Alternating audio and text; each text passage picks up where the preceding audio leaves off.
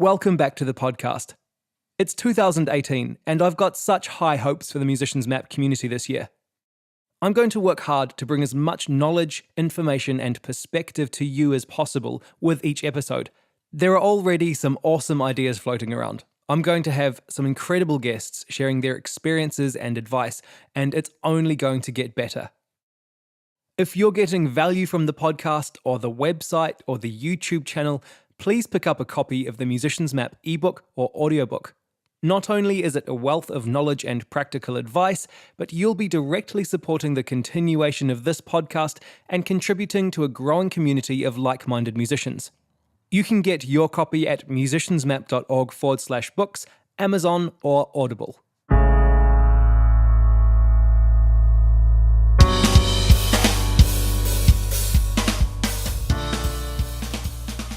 We are kicking off the new year in style. My guest for this episode is Tom Larkin. For those of you out of the loop, Tom is the drummer for legendary New Zealand rock band Shihad. Over a 30-year career, Shihad have transformed from a thrash band to rock mainstays of the New Zealand music scene, achieving huge success locally and internationally. They've toured the world and pretty much done it all. Shihad have made 9 original full-length albums, all of which have achieved at least gold status, and 5 of those albums have reached number 1. When he's not busy with Shihad, Tom is a music manager and runs VVV Management, a music management company based in Melbourne, Australia, with the likes of City of Souls, Decades and Villainy on their books. Tom also runs a recording studio in Melbourne, and stay tuned for some big news about that in a couple of days. I caught up with Tom over Skype just before Christmas last year. We talked about the formation and early years of Shihad, how they have evolved and maintained a 30-year career. We also talk about the ins and outs of music management, the future of the music industry, mental health among musicians, and what he looks for in an artist. To kick it off, Tom shared how he got started in music. 11 years old, I started playing drums. I just had an affinity for rhythm, and I was fascinated by the instrument. And I was obsessed. It was really pretty simple. It was like I wasn't as passionate about anything else except maybe kind of Star Wars and art at that point. And obsession. And obsession kind of leads to this kind of world that you wrap yourself around in. And I think that was the driving force. And luckily my parents were kind of open-minded and supportive enough to give me, to get me an instrument and also get me lessons. And, I ended up when I was at high school with a really great music tutor, drum tutor called Bud Jones. I was a pretty angry young man, angry young teenager, and, really kind of lived that lifestyle, even though the background that I came from wouldn't have necessarily have that made sense. My love of punk rock, heavy metal, was extreme. And I think that together with, that kind of the teenage angst and playing the drums and being into aggressive music as an outlet, all those things conflated into tapping a young man on the shoulder who also seemed to be kind of good at guitar and saying, hey, let's be the only 2 kids in this entire high school who understand Metallica and Slayer, and let's start a band around it. Awesome. And that was John. That was John. How did you guys come to get to the point we recorded Devolve? Oh, pretty simple. I mean, we're really fortunate in that we hit the tide just as speed metal and punk was colliding locally. First shows we did were with punk bands. And that was really, really instructive for us. A lot of the older metal kind of scene wasn't really into the kind of the speed thing, but a lot of the punk community really embraced speed metal. And they were the first to locally in Wellington at any rate. So what would happen is that we'd do these shows and we'd just make a bunch of money. It was insane. We'd be selling out 400, 500 seat venues. Wow. And I remember we had no manager. We just pay someone to do the door and a front of house person. And I remember being in what venue in what's now what's the venue in Wellington now? It's, upstairs. Sorry, it's on Cuba Street, San and Fran. it keeps changing names. So, San Fran. So it used to be called Rockies. But I remember sitting downstairs at what is now San Fran, and we had a floor just literally covered in money. And I remember kind of going, "Oh, this is the money we're going to make our EP with," and that was Devolve. Yeah. And we just literally put it in these sacks and kind of, your laundry bag from the show with your wet clothes in it, putting dollar bills in it, and that was it. And you took it to the studio and just handed it over. And what happened was Malcolm Welsford, who we happened upon Malcolm Welsford to do our first demos as Shihad. We were out of high school and we saved up to do demos at this recording studio called Crescendo, and it was owned by this particularly kooky kind of like musician who'd built up a kind of an advertising agency, recording songs for radio, recording songs for television and jingles. And that song for The Warehouse? Yeah. The warehouse, where everyone gets a bargain. Yeah. Yeah, so that was his studio, and he wrote that. Okay. And so Malcolm was working for him. We went and did those demos, and and so we came out of that, and he really loved working with us, and we liked working with him. And so when we got the stack of cash, we went, "Hey, bro, we've got money. Let's go and do a real job of it." Mm. And he did. He put in all the extra time and doing remixes and everything like that, and that's where it came from. And I mean, it sounds like you guys were finding popularity quite like before the EP came out. Was it a surprise that it did so well? It felt like an extension, and I think it felt like an extension of where we were right then. I suppose one of the things was that when we went out on the tour for the EP, the touring was at a scale that was perhaps beyond our revenue. So our first tour that we did for the national tour, it was Devolve, Shihad, and we had Head Like a Hole as a support band. That was their kind of first run around the country as well. And that actually lost money. I mean, we lost 10 grand on that first tour. So, it's the classic story. It's like you're in a room with a floor covered in cash and stuffing dollar bills everywhere. And, the end of that cycle is here's your $10,000 debt. Yeah. So, it was like, so it did well. It surprised us, particularly the chart results. It went to number 16. And at that point it was great. We just loved walking around kind of like, those kind of older establishments. We're talking, 1991 and discos and stuff. And say, hey, you top 40, yeah, play number 16. And that was good. It was fucking up the program. Yeah. How did you guys come to work with Jazz, and what was that like to sort of meet a guy of that caliber at that time? Look, I mean, it was perfect. It was ideal. I think and Jazz opened up the world to the band, and I'm just trying to think.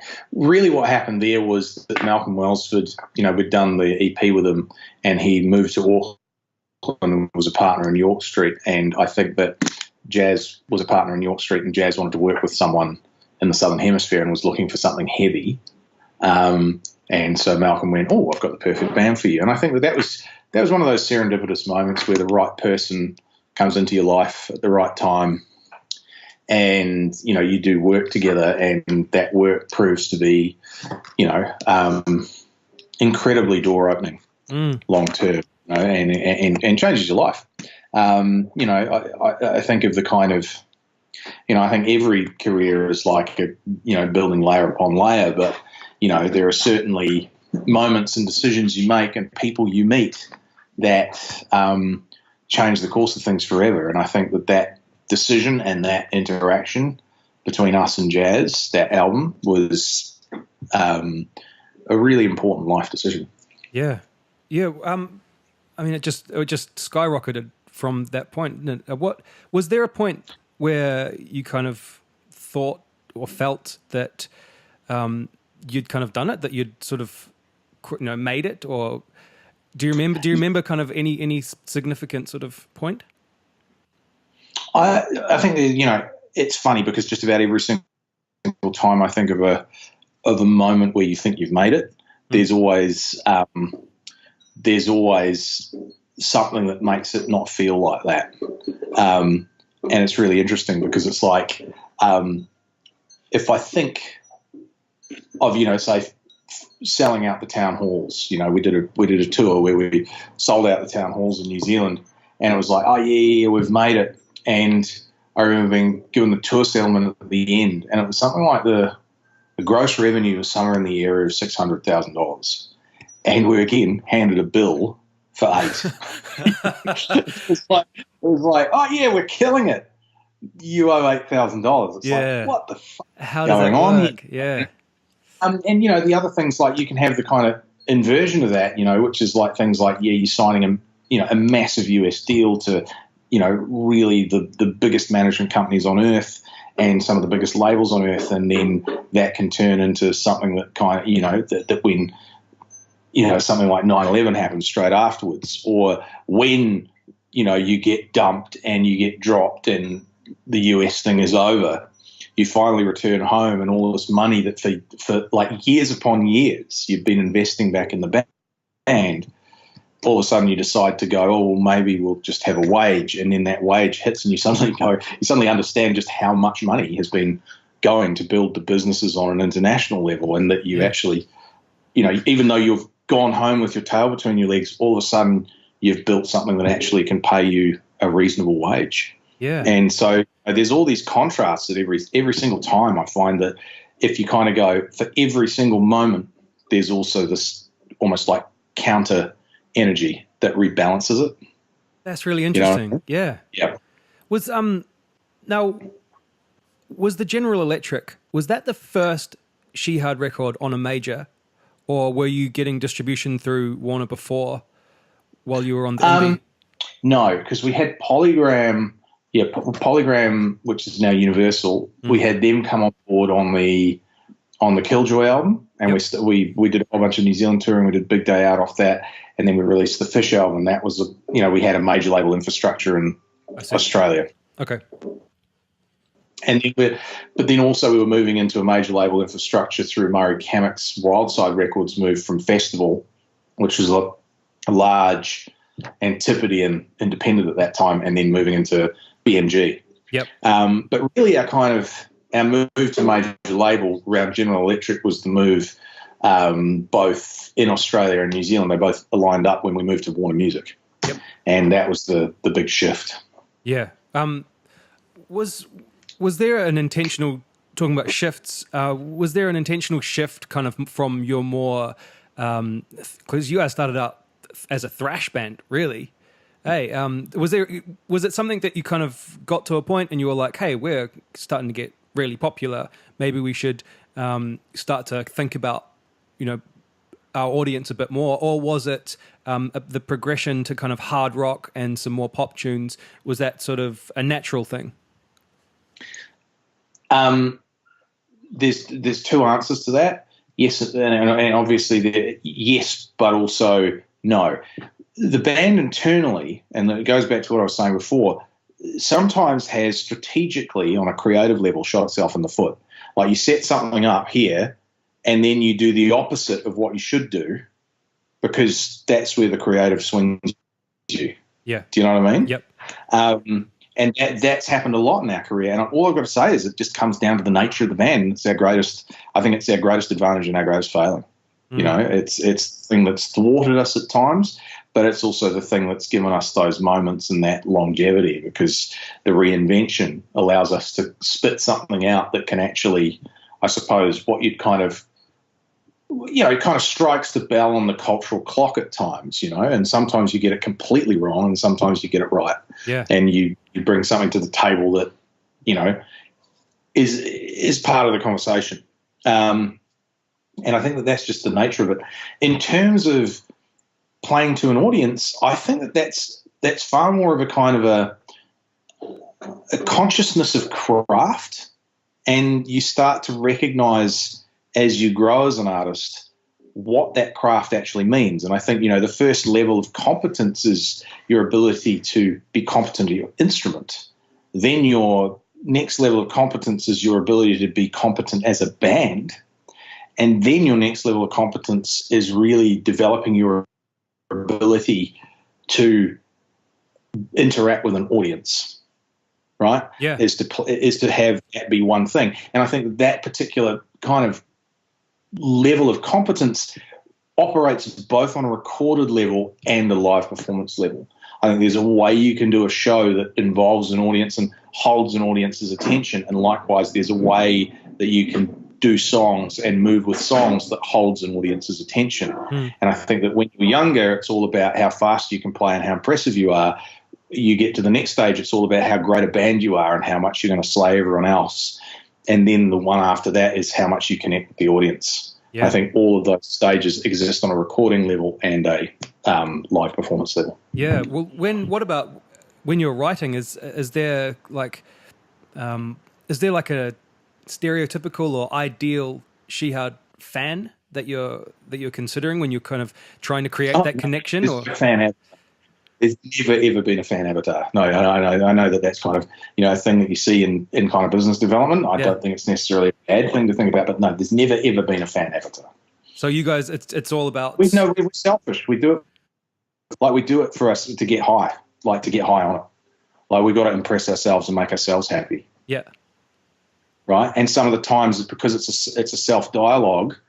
We want the self-dialogue is that, hey, how do we connect? How's our self-dialogue showing up for other people? And at times, one of the things about reworking with jazz is that, when you've got a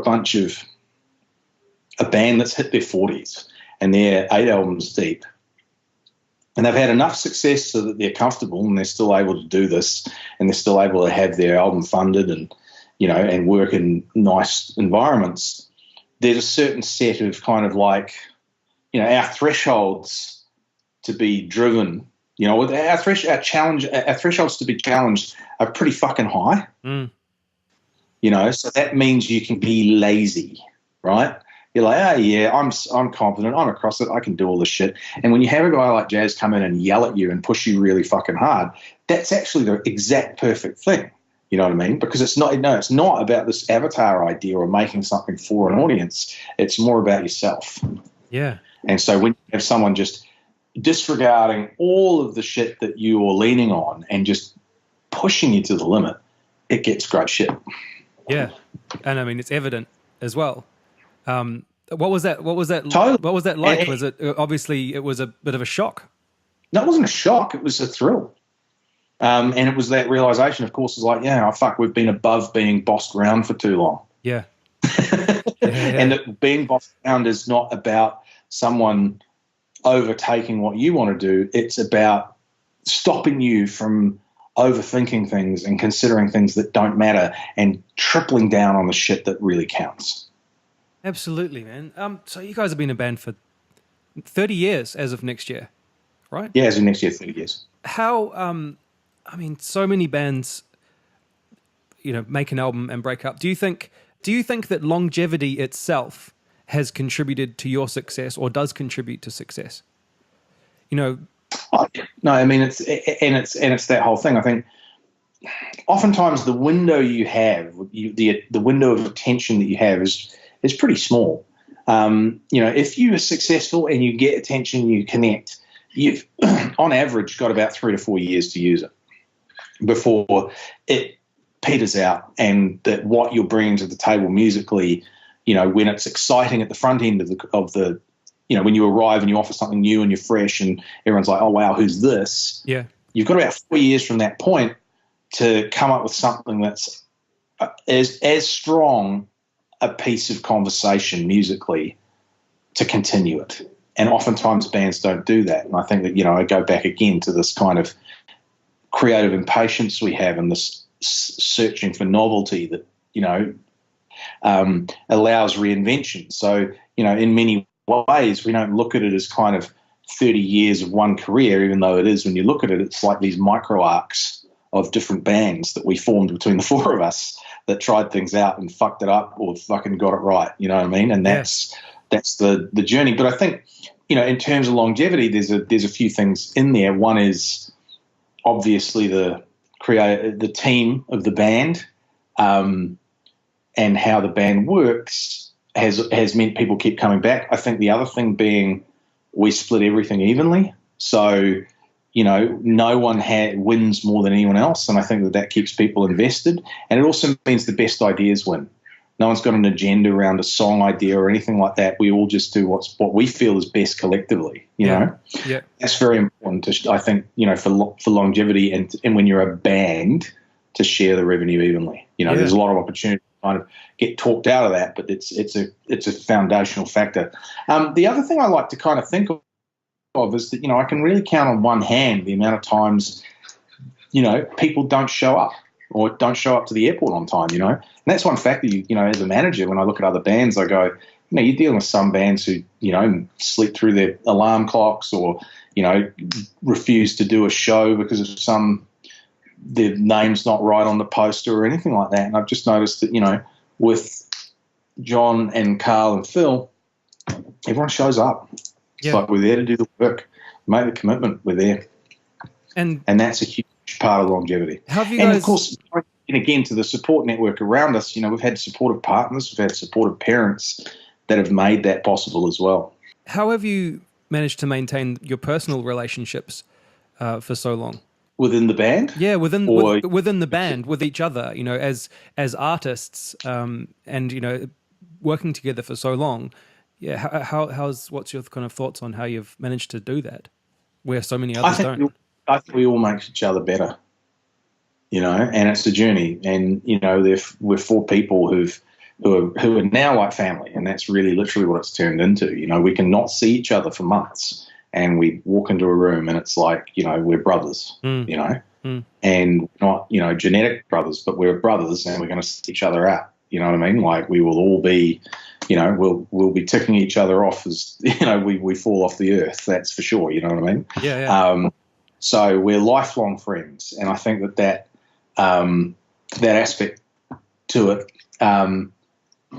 is very powerful. And I think that there's a certain point where the relationship turns into that, and you suddenly recognise, having this person in my life or these three people in my life gives me so much, and this is a place where we can. It's only between the four of us does this exist and this beast be created, and that energy and what it gives to us, and also how it communicates to the world and what comes to us from it, and also what we give out from it and how we feel about pushing out from it, is unlike anything else we have in our lives. So we always want to return to it. It always pays us in its music, in terms of how we are able to play music. It is brilliant. And so much of it, I've talked quite a bit about money throughout this whole thing, and I do that because I think if we're talking about artist development and planning for musicians, one of the great kind of like elephants in the room is always money. And I like to kind of, this is fucking bullshit. We need to talk about it. Yeah. We need it to be upfront. We need to stop being scared of those conversations, and we need to actually reference it in relation to how a career works. But the one thing is that the musical side of it, you always want to do that for free. I like to say, you do a show, you're not really getting paid in terms of the way I look at it. You don't really get paid for the show. You get paid for the travel. You get paid for the being away from your family. You get paid for the, all the inconveniences. But the actual show itself, you do for free. Yeah. You know what I mean? Yeah, that's a great way to think of it and to approach it. Definitely. When did you start managing? Well, I suppose it was two things. It was kind of production and management, and there was an aptitude of, like, after doing it for a while, you start seeing other bands' mistakes. And but you also start spotting opportunity, and you realize that there's behavior sets or there's infrastructure that an artist needs around them to succeed long term. And some of that infrastructure is not necessarily just, the idea of having an accountant or the idea of having a booking agent or the idea of having good strategic long-term goals in those conversations, or the conversations about what song should be first single or what label you should sign to. Oftentimes the infrastructure that an artist requires is support and someone to talk honestly with them about where they're going. And so I would start by just having those conversations and kind of going, here's how I see it, this is what's great about you, don't let anyone tear you down on it, and at the same time try and look out for these things and build them. And so there were these kind of conversations that went on. And I worked as a producer with a band from Wellington who I still think are brilliant, called Weta. And I remembered kind of like negotiating and manipulating the kind of management team we were working with at the time to look at them and then get their interest from a major label. And, kind of like that whole negotiation and salesmanship and the kind of, that whole thing was really cool. And I really liked it. I think what happened from there was such a period of work for Shihad. And then when I arrived kind of back in, started the studio, it just started with one of those bands that I'd done a lot of work on, kind of going, oh, yeah, we met with a manager and they think we should do this, this, this, this, this. And I was like, that's fucking bullshit. You should be doing this, this, this, and this. What are they thinking on? Yeah. Jesus. And then it became like, well, do you want to deal with it? It was like, yeah, I'll fucking deal with it. And from that point on, I started managing acts and, taking that role. And it was a dual thing. I was like, working on the records, working on the production, and working as a manager. But all of that, I think, has, evolved now into the kind of the world I live in now, or the kind of reality I live in, which cuts across all of it. And it's it's a really interesting place, because it was one of those things I always used to beat myself up, kind of go, yeah, you're the jack of all trades and master of none. You know what I mean? You're a producer, you're a manager, you're a musician, you're a studio owner, you do all this. And now I'm going, yeah, this is actually powerful. It's like a really good place to be, because all of those mindsets really help when you look at an artist and try and figure out how to take them to the next phase in their career, or whether it's creatively or on a business level. You can really have those kind of like long-term strategic goals, but you can reference them back to how the creative would work, or you can reference them back to what kind of attitude they need to instill in themselves in order to make that happen, or to recognize, when they're struggling, or recognize what those kind of markers are for when people need to take time out and avoid really being involved with music and to be a human, Yeah. So it's I'm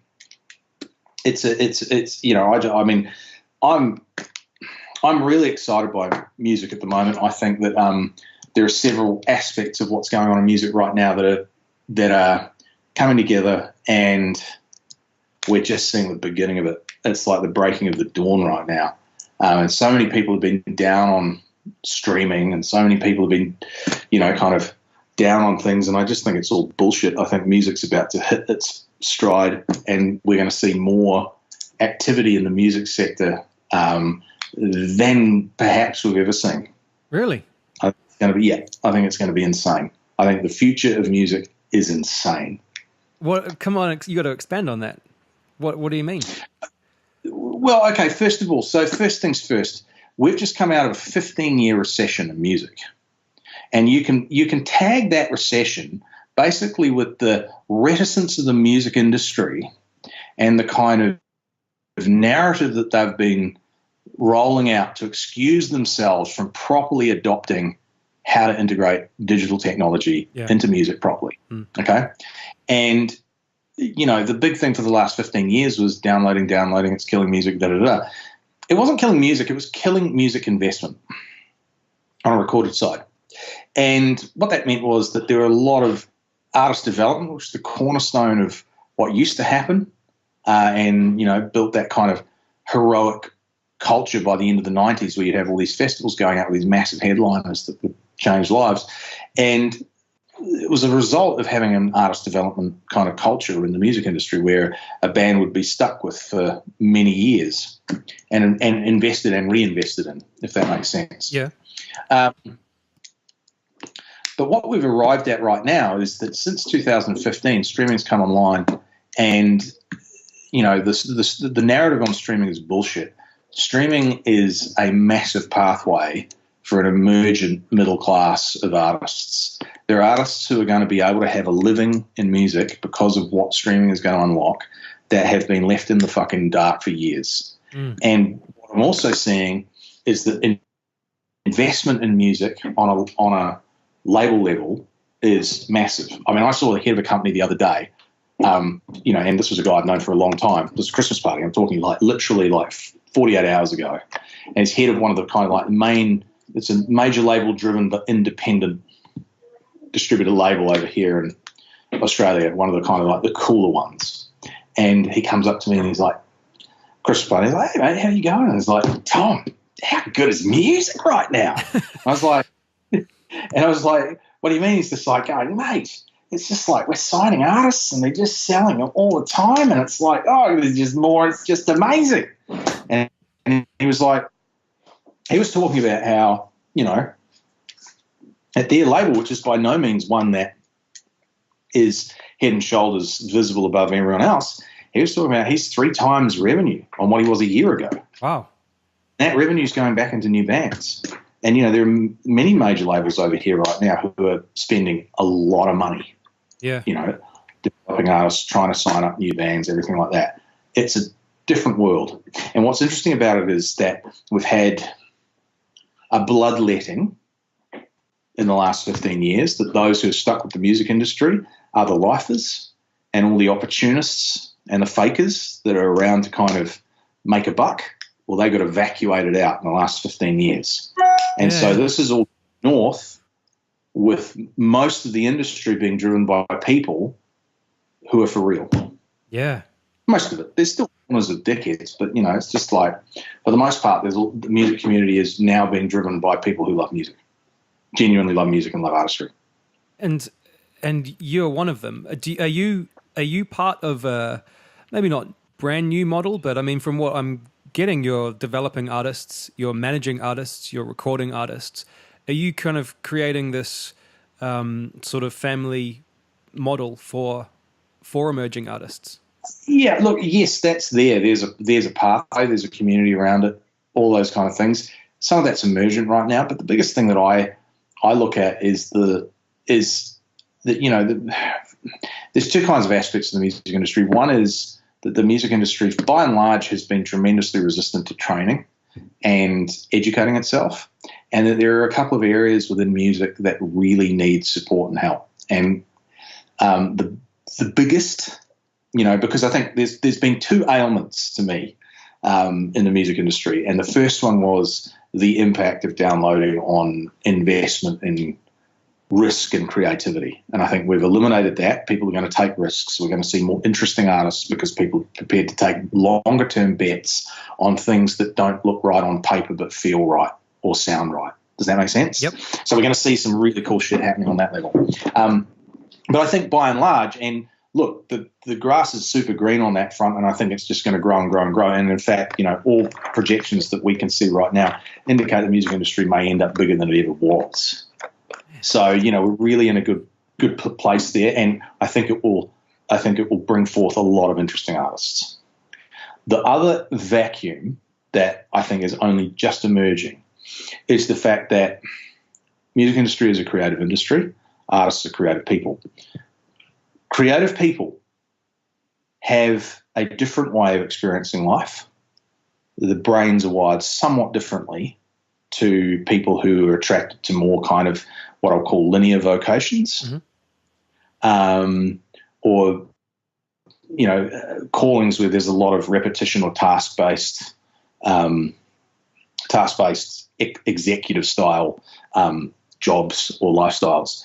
Musicians tend to have a brain that is a lateral brain. It is imaginative, and it operates completely differently to a literal way of thinking. Yeah. The problem is that oftentimes, because of that way of operating, creatives in general, so we talk about the context of music, but it is across all arts and all creatives, but in music has its own nuances. But really, we have in the music community a very high predisposition to mental illness, and part of this is to do with the way creatives are wired, but a large part of it also is the environment and the industry that we're in. And, we have we've only just recently been able to track the survival rates of musicians. And, the survival rate of a professional musician is 57 years old. It's absolutely shocking. Wow. And so, when you're talking in the context of, a career, you've got to kind of think to yourself that, when you buy that keyboard or you buy that, Fender Telecaster and you say, yeah, I'm going to make a go of it, that your life expectancy drops by 25 years. right? Yeah. And that's just the numbers. And we haven't understood those numbers until now. And it's horrifying. And so the point being is that when we see these events that are public, like, say, a Chester Bennington or a Chris Cornell, when you're aware of these numbers and you're aware of what's going on behind things, you recognize that these results are personally shocking and horrific, but the numbers tell us to expect more, and that this is not necessarily a unanticipated outcome. And so for me, that means that the gap that needs to be dealt with is the one around mental health. Yeah. And it's a dual strategy. One is to recognize what are the factors that allow a musician to flourish, and what are the factors that crush musicians. But also, what is the responsibility then, once you're informed of how your brain works differently and informed of how you need to operate in order to have high creativity and not suffer really strongly in the downsides of it, then it becomes a case of responsibility for the musician and their support networks and their teams to make sure that, they do the right shit. But the other side of that is that we've got to look at what the environment brings up. And, I think that the whole Harvey Weinstein, that whole kind of movement in Hollywood, I think that we're just seeing the beginning of the iceberg on that. And that's going to filter down into, other forms of power imbalance. And I think that it's going to be a very interesting narrative that's going to come out of that. But really, to me, there are aspects of the music industry that are really hard for people who are sensitive to endure, and that we need to recognize that there are some people who may be talented in music, but are not really built for undergoing the kind of pressures and the kind of dynamics of building a business around it and being in the music industry. Yeah. And I think, we've got to become more responsible about the kind of artists we choose to continue with, or we choose to push to go on long international tours, or choose to endure long-term poverty in the hope of, making it. I think that, as an industry, we need to get more responsible and more educated. For instance, in Victoria, where I am, we have, if you're a primary school teacher, you've got to undertake 2 days of psych training, right? 2 days of psych training before you're allowed to become qualified as a primary school teacher. Yet, if we think about everyone from labels through to managers through to crew people, everything like that, they're often dealing with people with highly, with high levels of exposure to suicidal ideation or depression or anxiety, with zero training, zero context, and zero ability to triage someone and be able to go, this is what we need to do and where we need to take you. And so you either get one of two options. You get, this kind of stoicism of suck it up, deal with it, get on with it, you sensitive artist, shut the fuck up. Or you get this, oh my God, was the coffee too hot? Oh my God, I'm so sorry that they had charged you for extra baggage. Are you going to manage to do the show tonight? So you're getting one of these two results, and neither really are helpful. Yeah. You know what I mean? Yeah. I'm really interested in that, in the kind of relation to mental health. And I have been thinking about it a little bit recently in regards to the consumption and sort of association of alcohol and alcohol brands and companies within the music scene, and how we're kind of, as you come up as a new artist, you're playing in pubs almost exclusively. And alcohol is given to you for free, and it's not really conducive for new artists, but especially for those with a kind of predilection to mental illness. I mean, the last thing I think we need to be doing is inundating them and surrounding them with this kind of booze culture as well. Well, I think that they go hand in hand. I think that there's certainly, that's an area where there's this. I don't think it's. Look, I think the whole point is you've got to be able to walk through the world as it is and prevail. Yeah. You know what I mean? Yeah. But at the same time, we've got to recognize, what's there. In my experience, a couple of things. Yeah, alcohol the biggest abuses are really when bands are paid with alcohol, not money. Yeah. You know what I mean? And that kind of thing there, that to me really sucks. It's like they've spent the petrol money getting there. They've probably spent money on strings. They've spent money on that, even at a low level. You know, what's $100, $150 just pay, you know, and don't compensate for it with giving them $100 worth of beer on paper, which, you know, the markup on beer is fucking ridiculous. So the publican or whoever the venue is actually paying them something like $20. Yep. You know what I mean? By doing that. And that's why they want to do it. And they're getting them drunk before they get on stage as well. Yeah, and I think that comes back to, you know, personal response. And there is a romantic narrative, which I think is very damaging, this kind of whole culture around the fucked up artist, which, you know, I think it comes from this kind of, you know, or the need for artists to immerse themselves emotionally. And I think that's something we've got to be very careful to not kind of like eliminate the X factor of creativity, which involves some extremity. Yeah. You know, that's not what we're here to talk about. We're here to talk about when the extremity no longer produces a result and it just becomes a lifestyle and misery. Do you know what I mean? Yeah. And that also that we've got to recognize that sometimes artists stay stuck in an extremity and turn it into a lifestyle, and it can become really unhelpful and really unhealthy. You know, so I don't think it's about taking away things like alcohol. I mean, look, in all honesty, the most kind of like dangerous drug in terms of people who, in my opinion, in terms of people who have a predilection for high anxiety or depression, seems to actually center around marijuana more than any other singular drug. And look, don't get me wrong, I'm far from a saint and also have no kind of problem with, you know, the idea of decriminalizing all of it, to be honest. But I also look at what's my, you know, lived experience around it, and really it's you know, I watch psychosis pop off marijuana. If it's the right person smoking it, yeah, it can be really damaging.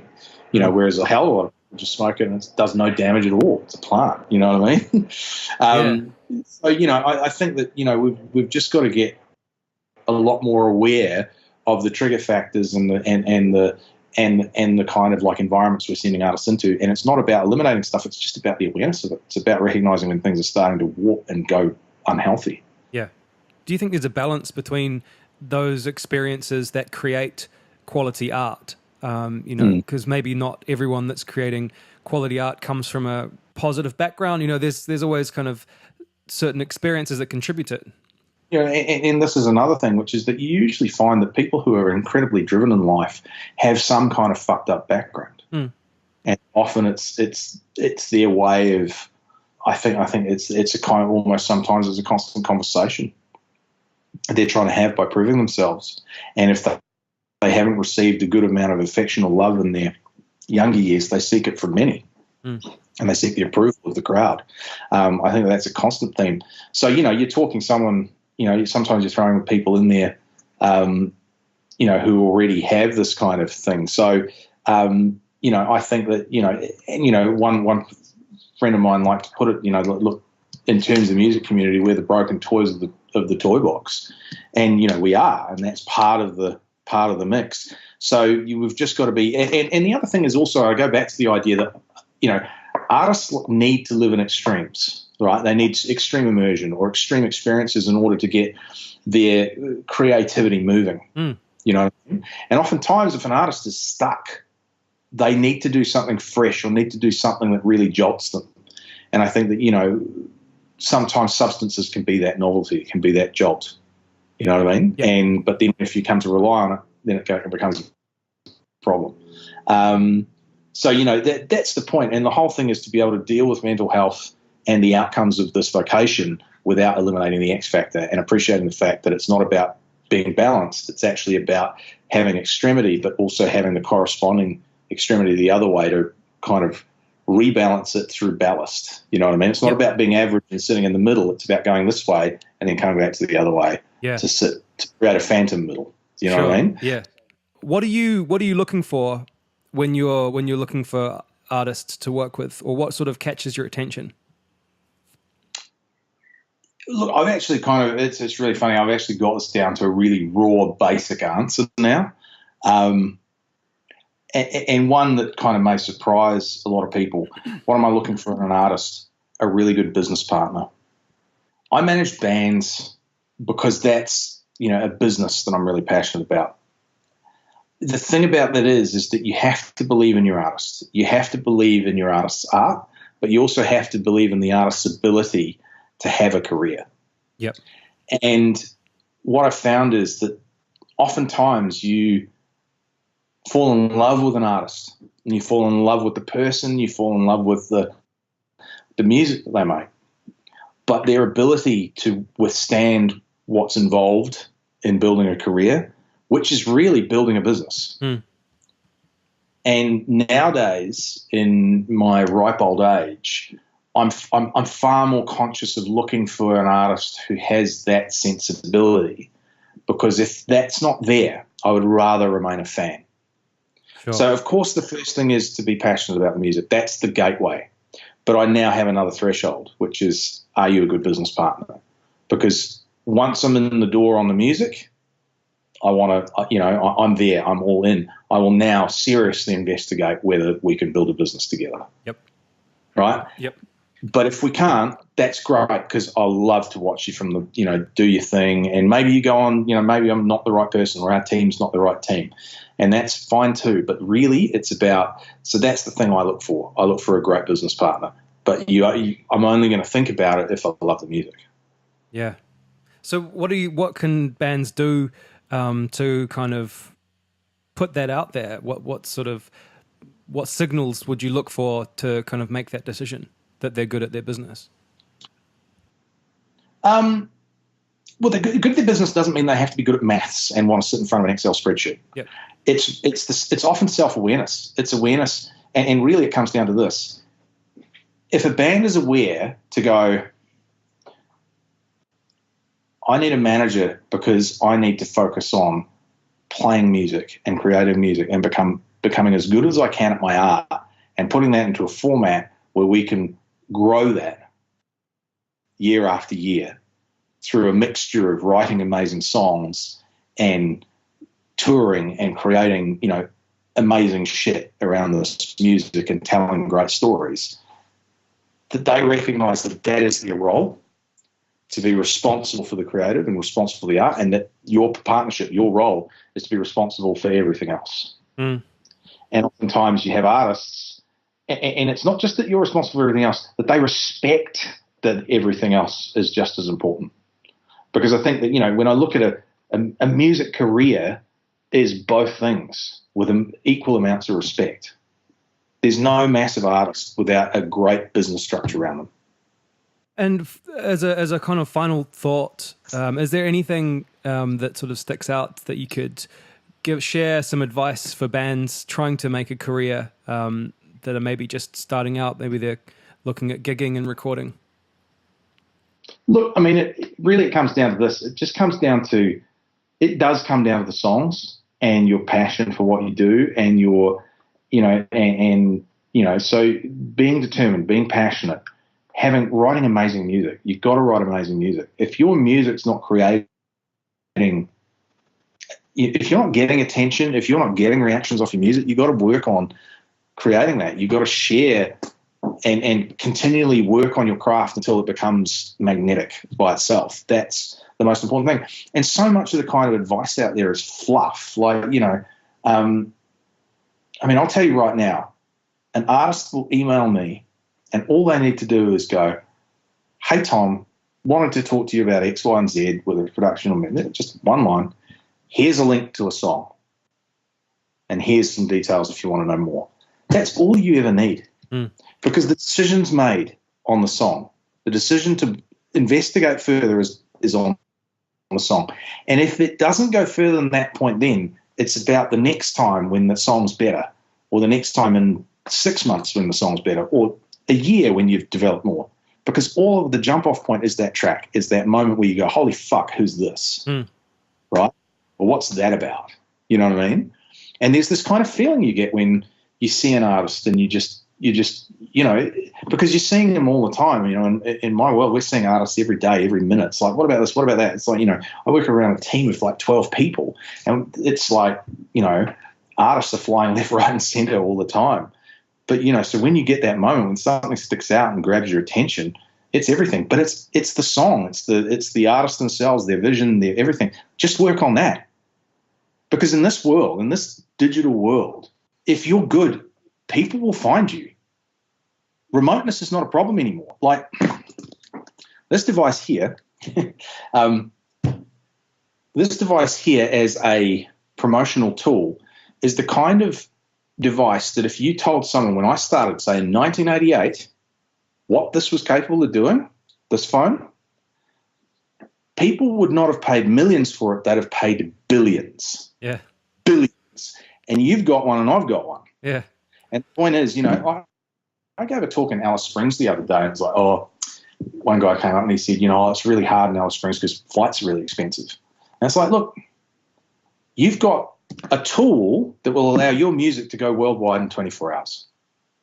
I've watched it happen to artists that we work around. You know what I mean? It can go worldwide in 24 hours. You can have an international presence and a name in 24 hours. The idea of being undiscovered is bullshit. It doesn't happen anymore. What doesn't happen is that if your music isn't compelling enough, it doesn't tend to show up. Sure. And, sometimes, yes, you need to kind of get someone's attention to kind of, direct it or anything like that. But the point is that if you write great music and you put it out there, sooner or later, someone will find you. Yep. I hope that makes sense. You know what I mean? So It's 100% about writing better music. 100% of the time, it's just been getting better. And that is the podcast for this week. Thank you so much to my guest, Tom Larkin. Check out Shihad at shihad.com and facebook.com/Shihad. That's SHIHAD. Also, check out VVV Management at VVVMGMT.com and facebook.com/VVVMGMT. Tom's choice for the Artist of the Week this week is a band called Baker's Eddy. You can check them out at bakerseddy.co.nz and facebook.com/bakerseddy. All of the links that I've mentioned will be in the podcast description wherever you find it, so don't forget to check them out. This podcast and my site, musiciansmap.org, is dedicated to sharing knowledge and advice about music and the music industry. It's all about community, honesty, and positive progress. My experience and the experience and advice of my guests is yours to learn from. Make sure to check out the Musician's Map ebook and audiobook about building success in music. You'll find it at musiciansmap.org/books, Amazon, and Audible. I've also got a free ebook, How to Get Your Music Heard, so go to musiciansmap.org/free-book to get your copy. If you have a suggestion for the podcast or for the YouTube channel, or you just want to get in touch and say hello, please do so via the Musician's Map Facebook group or by email at kane@musiciansmap.org. I love hearing from you guys. I always respond. Thank you for listening and stay positive.